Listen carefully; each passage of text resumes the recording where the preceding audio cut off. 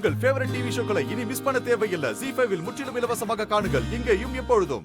குருஜி, வீட்ல நடந்த பூஜையில துர்கா உடம்புல மாறி இருக்காளா இல்லையான்னு கண்டுபிடிச்சிட்டீங்களா? சீக்கிரமா சொல்லுங்க குருஜி, ஒரே டென்ஷனா இருக்குது.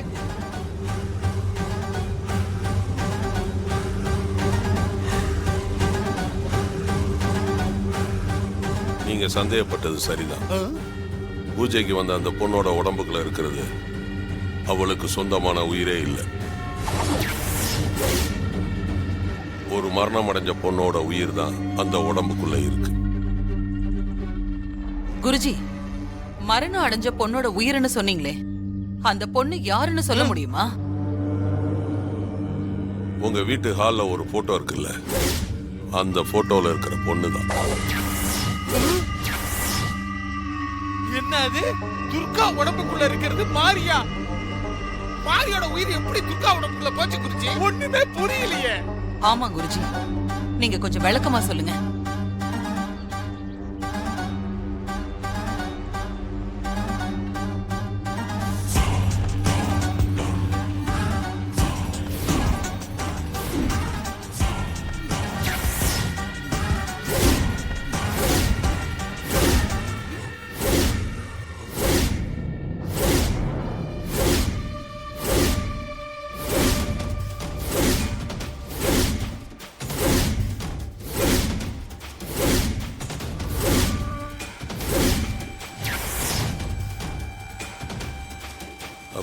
தப்பு நடந்து போச்சு.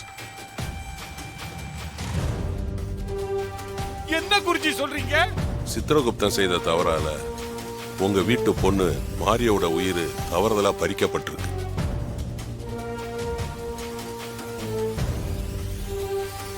சிஸ்டர், அப்ப நீங்க கத்தியால குத்துனதுனால மாறி சாவல போல இருக்குது சிஸ்டர்.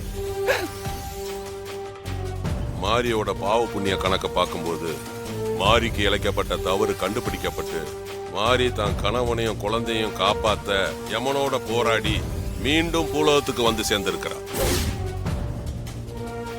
ஐயோ, என்ன குருஜி நீங்க சொல்றதையெல்லாம் பார்த்தா ஏதோ சினிமா படத்துல வர கதை மாதிரியா இருக்குது. அப்போ துர்கா உடம்புக்குள்ள இருக்கிறது மாரியோட உயிர்னா, அப்போ அவ மாரியா தானே நடந்துக்கணும். அப்படி அவ நடந்துக்கலையே. நீங்க கேக்குறதும் சரிதான். இப்ப துர்காவா இருக்கிற மாரிக்கு அவளுடைய பழைய ஞாபகம் வர்றதுக்கு மாரி உபயோகப்படுத்தின முக்கியமான ஒரு பொருளை துர்கா தொடணும். அப்படி தொடும்போது துர்கா உடம்புல இருக்கிற மாரிக்கு பழைய ஞாபகம் எல்லாம் வரும்.